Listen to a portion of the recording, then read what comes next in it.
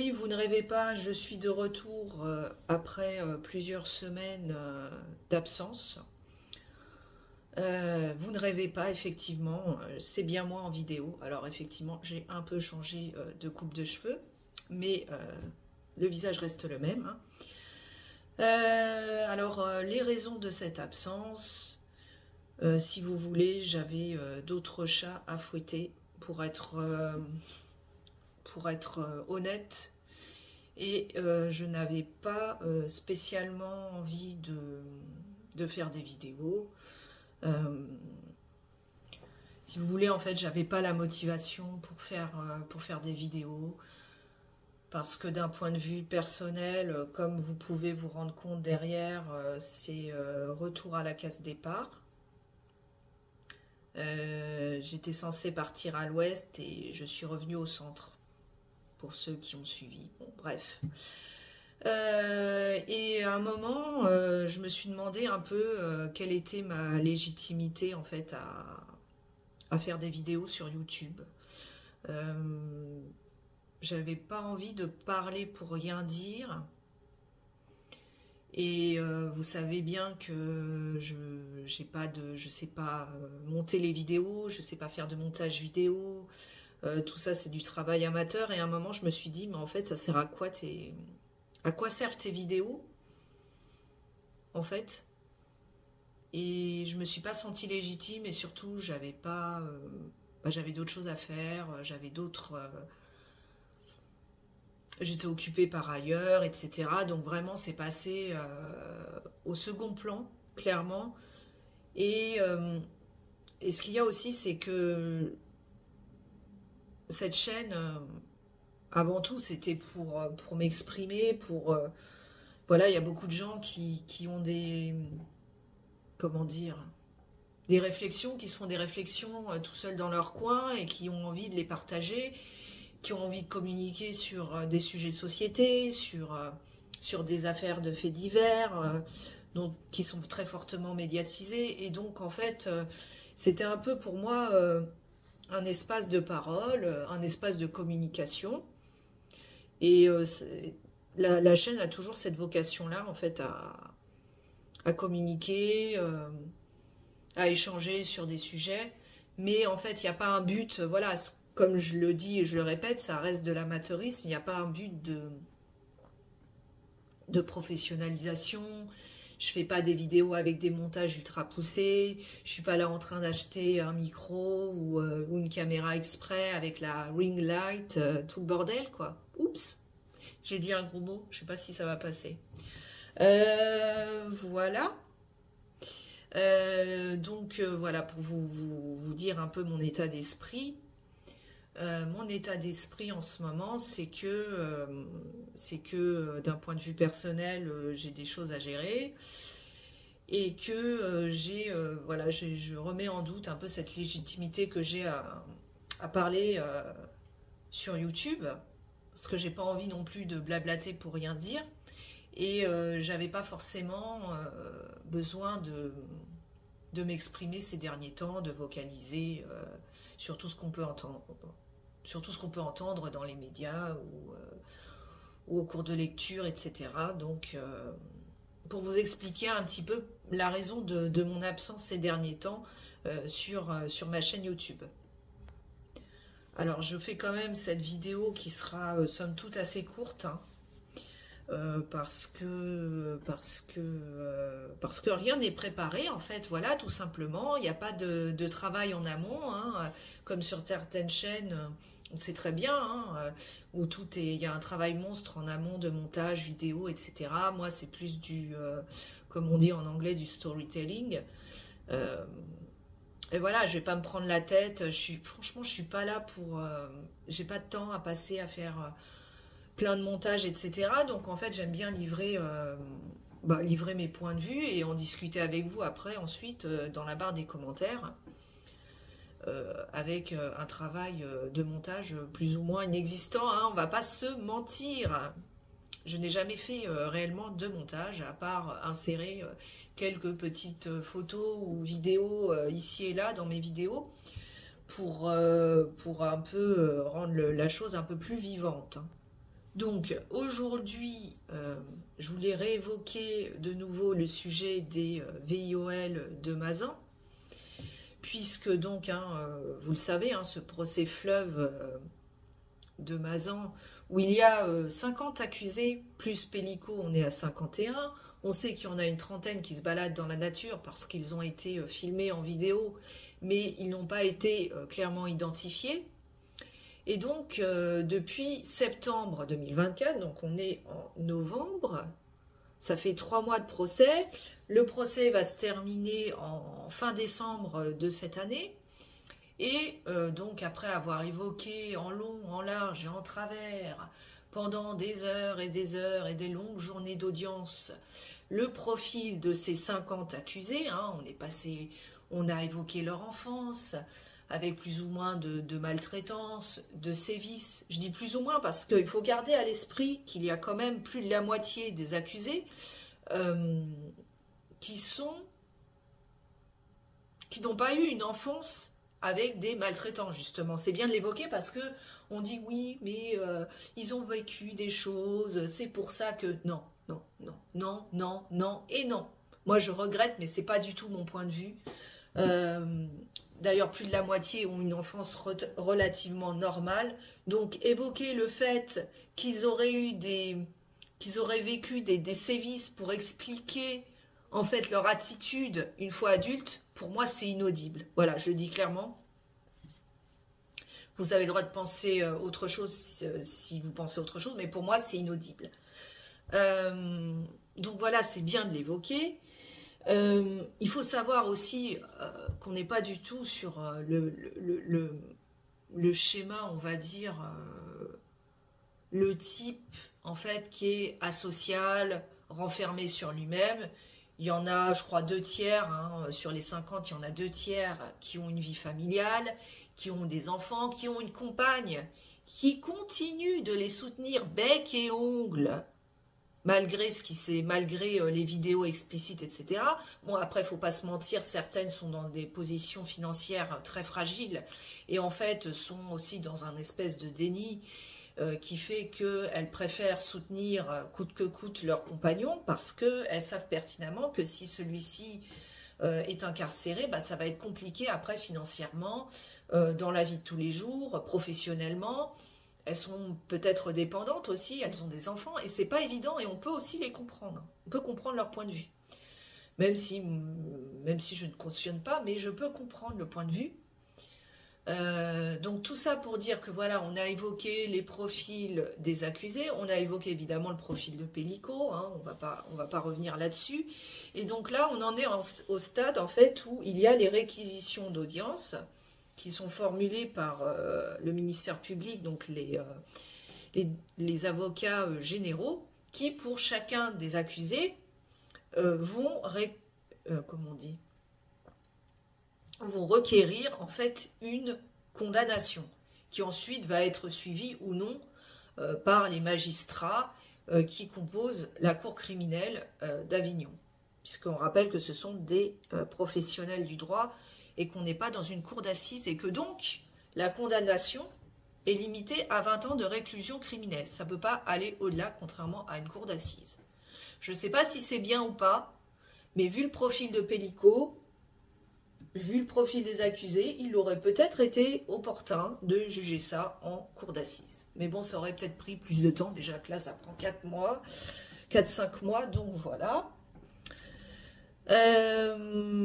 Donc, on en est à ce stade, les accusés ont tous été passés au crible, et ces derniers jours, donc, le ministère public a prononcé les réquisitions. Donc, les réquisitions, donc j'ai lu en fait les threads qui sont très intéressants sur X de notamment Justine Campion et Marion Dubreuil, hein, qui retranscrivent minute par minute ces journées d'audience, hein, ce qui permet vraiment d'avoir un compte-rendu très précis à chaque fois. Donc on est sur des condamnations en fait qui sont crescendo, c'est-à-dire qu'en fait le ministère public requiert des peines qui vont de la peine la plus légère à la peine la plus lourde. Donc en l'occurrence, on a commencé, je crois, par par 4 ans de réclusion criminelle à l'encontre d'un accusé, qui est le seul, en fait, sur les 50 accusés, à ne pas avoir loivé Gisèle Pelicot. Je crois qu'il a été inculpé pour tentative, attouchement, agression S en réunion parce qu'il était donc en compagnie de Pelicot évidemment et d'un autre accusé qui lui par contre s'en est donné à cœur joie. Donc lui il a été condamné à 4 ans. Alors certains diront c'est pas beaucoup, effectivement c'est pas énorme, hein, 4 ans. Ça aurait pu être plus mais bon. Pour l'instant c'est la réquisition, hein. Après peut-être qu'il sera condamné à plus. Ensuite, on a une autre salve d'accusés, une autre catégorie d'accusés qui ont été condamnés à 10 ans de prison. Donc, il faut savoir que, hormis cette personne qui a été condamnée à 4 ans, on passe de 4 à 10 ans et que tous les autres accusés sont considérés comme ont un chef d'inculpation pour l'OAV. Alors, il y a aussi tentative de l'OAV, ce que je trouve complètement idiot. Parce que figurez-vous que sur les vidéos qui sont très explicites et qui montrent la réalité des faits, pour que le LOAV soit caractérisé, il faut qu'on voit les actes en eux-mêmes, en gros plan. Et que sur certaines vidéos, les actes, on ne les voit pas en gros plan.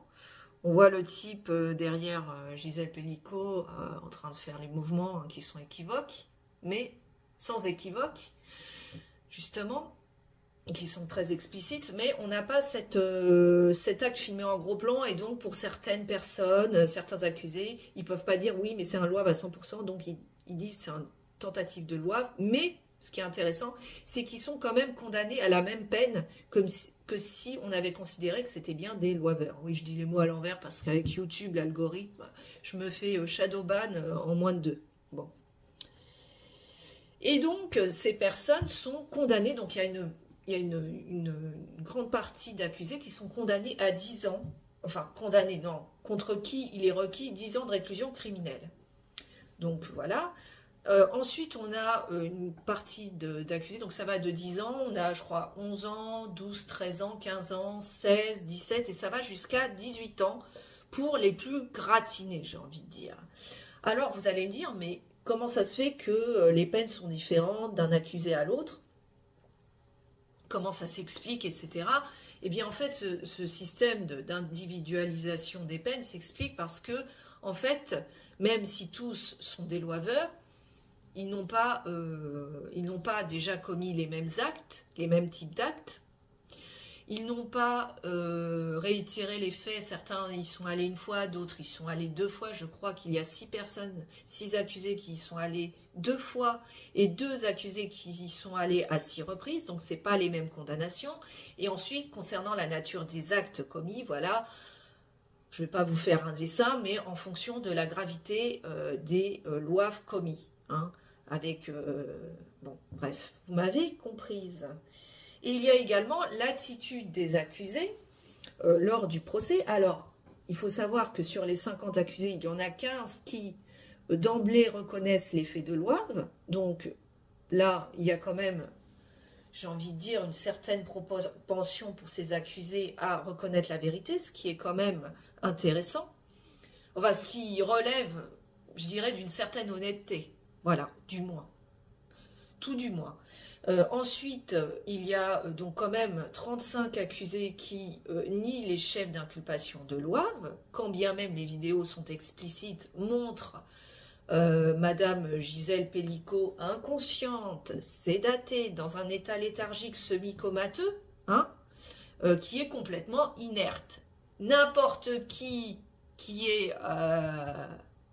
Non, je ne vais pas dire ça, parce qu'ils étaient parfaitement conscients de ce qu'ils faisaient. Donc non, en fait, sur les 50 accusés, il n'y en a qu'un qui aurait un diagnostic éventuel de schizophrénie, mais il faut savoir que les 2 psys, enfin ils sont plusieurs, mais les psychiatres ont rendu des rapports contradictoires.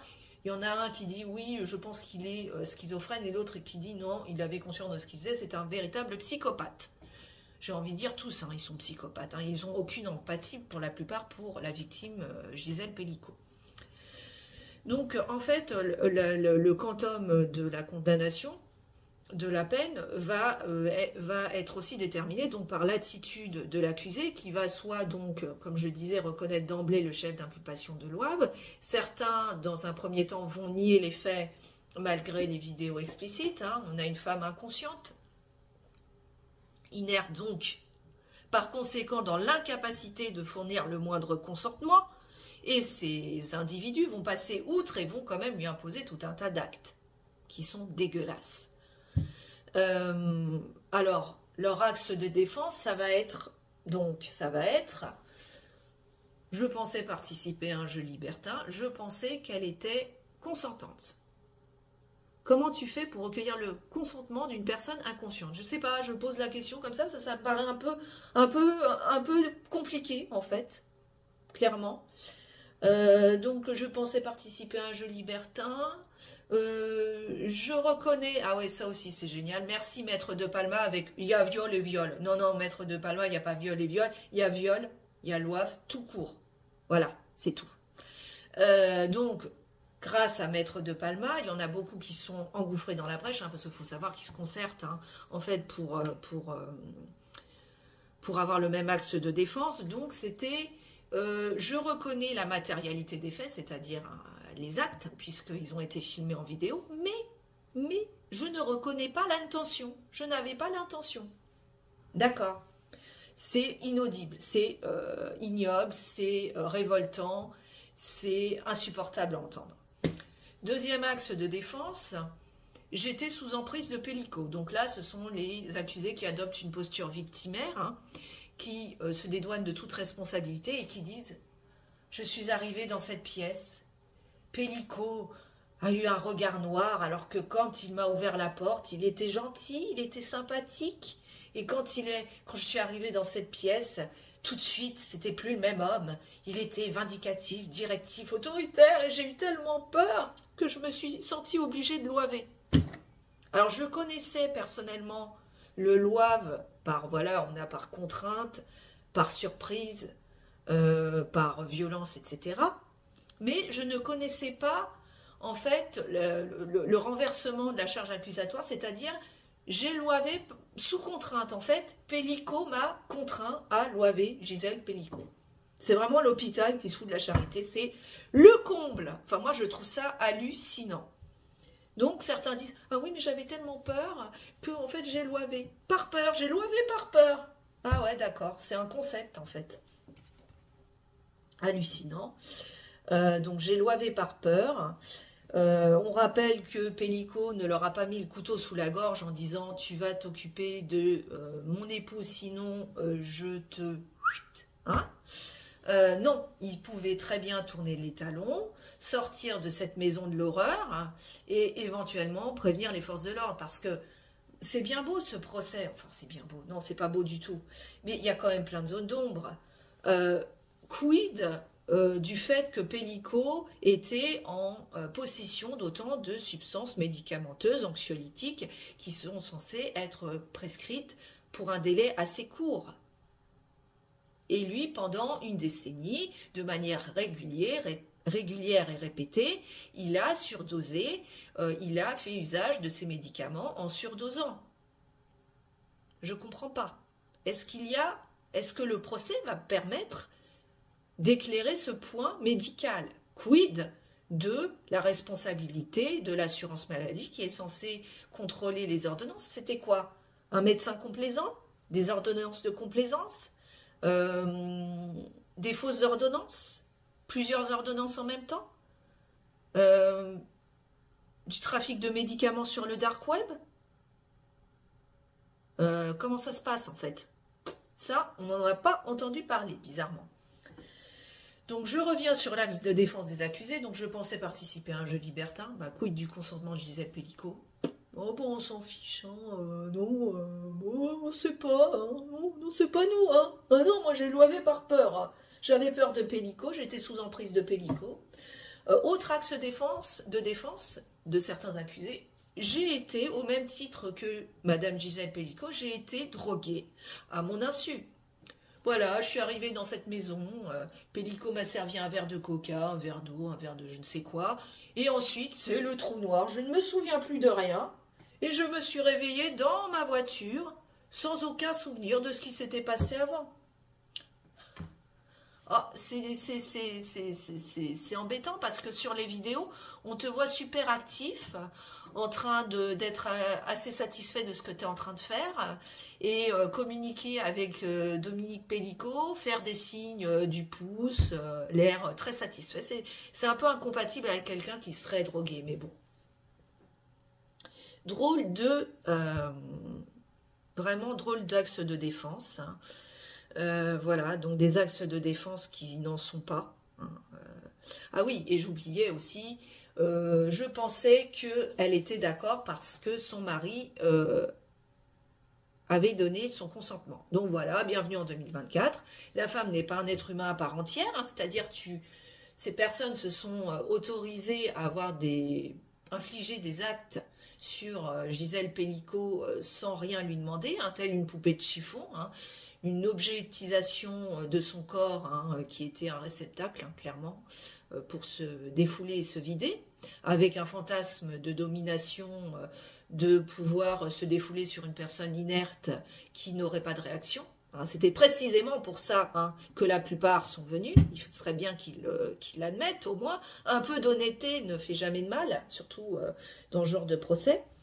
Et donc, le consentement de Madame Gisèle Pellico, on passe outre et en fait, on s'appuie sur ce que dit uniquement Pellico. Donc, la femme, en 2024, hein, l'épouse, c'est pour ces individus-là, ce n'est pas un être humain à part entière, mais c'est la propriété du mari. En fait, on a une délégation du consentement, hein, une espèce de consentement par procuration.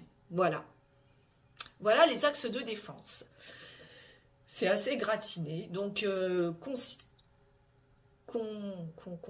oui, c'est considérant les peines de prison donc encourues, ça va de 4 ans à 18 ans. Et donc là, ils sont tous passés. Et en ce moment, donc, on assiste, ça va être long, ça va être très très long, long et laborieux. On assiste à la plaidoirie des avocats de la défense, qui va être insupportable. À l'image d'une certaine avocate, qui est la reine des influx avocates, influx voleuses, influenceuses avocates, un mix entre tout ça, on ne sait plus. Qui d'ailleurs fait payer des formations pour devenir une femme puissante comme elle, une femme maîtresse et une femme qui gagne sa vie correctement. Donc des formations de quelques milliers d'euros, facturer quelques milliers d'euros pour être comme elle une winneuse, une gagneuse. Et réussir dans la vie, ne pas être passive mais active, c'est très important. Donc vous voyez à qui je fais référence, qui utilise les réseaux sociaux pour faire le bad buzz et surtout se créer une clientèle pas folle la guêpe. Si elle fait tous ces petites scénettes, ces petits scénarios sur TikTok, Insta, etc., c'est pas pour rien, c'est pour raboule l'argent, c'est important de se faire une clientèle. Elle n'est pas folle du tout, très intelligente cette avocate, d'une certaine manière. Et donc, en fait, certains s'étaient émus, à juste titre, du fait qu'elle utilisait les réseaux sociaux pour finalement, avec un certain manque de respect vis-à-vis de Gisèle Pellico, puisque elle énonçait des vérités qui ne l'étaient pas. Elle avait un propos totalement biaisé, puisqu'en l'occurrence, elle est l'avocate de 2 accusés. Donc, ses propos étaient totalement subjectifs, avec une certaine gouaille qui pouvait en gêner certains, tant et si bien que pas mal de personnes ont porté plainte auprès de l'ordre des avocats du barreau d'Avignon pour qu'elle soit sanctionnée par rapport à son attitude, puisque l'avocat est censé avoir un devoir de discrétion, de déontologie, et là ils estimaient que les règles de déontologie n'étaient pas forcément respectées. Force est de constater qu'apparemment l'ordre des avocats du barreau d'Avignon n'a pas forcément rejoint ces plaintes, et qui rappelle que, et c'est vrai, que l'avocat a un libre droit d'expression, un libre exercice d'expression, qu'il peut donc s'exprimer librement, que ce soit au cours de l'audience, mais également en dehors des prétoires, par tous les réseaux, par tous les biais de communication possibles, ce qui est en 2024 se rapporte clairement aux réseaux sociaux. Voilà ce que je voulais dire sur l'affaire Mazan. Donc, c'est peut-être un petit peu décousu, hein, comme assez souvent dans mes vidéos. Hein. J'espère que vous m'en voudrez pas. Donc, le procès Mazan, j'ai hâte de voir le verdict, les verdicts finaux, les condamnations finales. Alors, certains diront que c'est pas beaucoup, je trouve. Alors attention, je défends absolument pas les accusés, mais au moins je trouve qu'il y a une certaine prise en compte de ce qu'a pu subir Gisèle Pellico. Et au moins, on n'est pas sur des peines de 2-3 ans ou des peines avec sursis. Et on se rend compte que l'enfance plus ou moins maltraitante qu'ont vécu certains accusés ne constitue pas une circonstance atténuante dans les réquisitions de condamnation. Et ça, c'est un bon point. Voilà. Donc ce que je voulais dire s'agissant des procès de Mazan, avec le petit aparté que j'ai fait au début de la vidéo, pour vous expliquer un peu les raisons de mon silence et de mon absence ces derniers temps sur YouTube. Voilà, bah écoutez, j'espère que la vidéo vous a intéressé, à défaut de vous avoir plu, parce qu'elle n'est pas très joyeuse. Si ce contenu vous a intéressé, n'hésitez pas à lâcher un petit pouce bleu, ça fait toujours plaisir, ça m'aide pour l'algorithme, parce que là je peux vous dire que l'algorithme, c'est l'encéphalogramme plat, c'est 0 pointé. Donc n'hésitez pas à me soutenir en vous abonnant, en likant la vidéo, en la partageant. Voilà. D'ici là, je vous dis à très bientôt pour une prochaine vidéo, je ne sais pas encore quand, hein. On verra comment ça se goupille à l'avenir. Portez-vous bien et je vous dis à très bientôt et affaire à suivre.